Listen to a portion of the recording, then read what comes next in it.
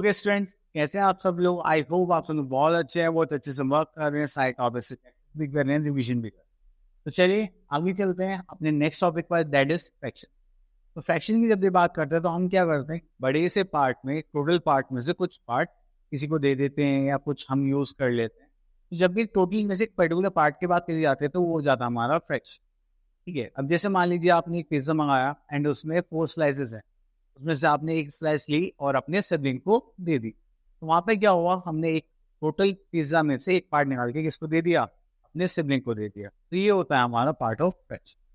Clear? Okay, तो अब देखिए यहाँ पर हमारे पास एक स्क्वायर है, हम जिसको दो पार्ट्स में डिवाइड कर रहे हैं, ए एंड बी। अगर हम टोटल पार्ट्स देखें तो हमारे पास कितना होगा, 1 2। और अगर हम पूछे कि ए कितने पार्ट में लिखा हुआ है तो आप बोलेंगे सच एक पार्ट में लिखा हुआ है, तो उसके लिए हम क्या फ्रैक्शन यूज करेंगे कि 1/2। अब जो इसमें 2 है वो क्या होगा, हमारा होल पार्ट, पूरा कितने पार्ट में डिवाइडेड है। एंड जिसकी हम बात कर रहे हैं वो पार्ट आ गया हमारा ऊपर। ठीक है, देन तो थोड़ा सा और आगे चलते हैं।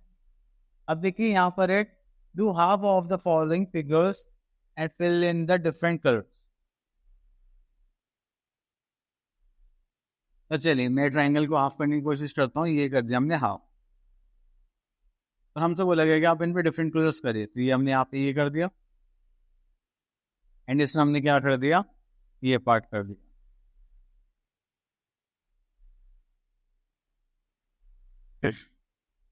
ठीक है, ये हो गया हमारा दिस पार्ट।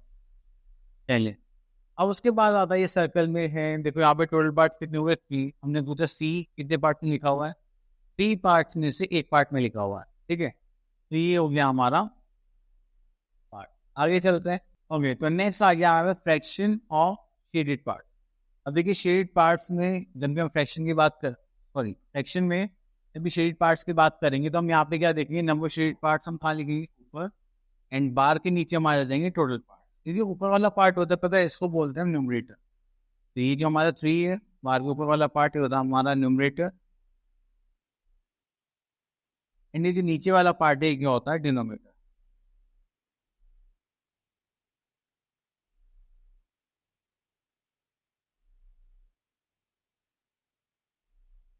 ये चलिए, तो अब आ जाते हैं अपनी एक्सरसाइज पर, that is 8.1।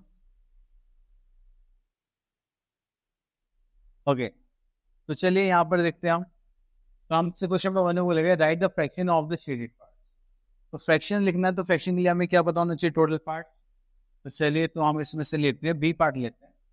Total part count करें, यहाँ से स्टार्ट करते हैं, 1 2 3 4 5 6 7 8।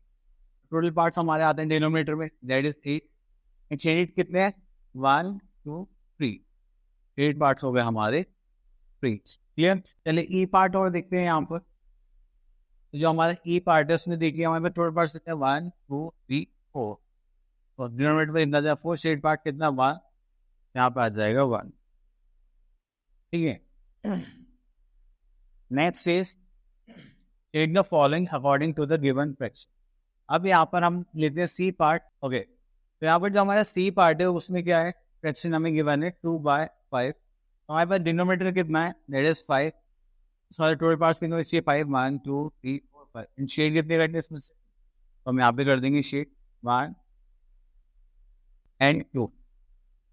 ठीक है, तो आपको इसी टाइप से शेड करनी है यहाँ पर।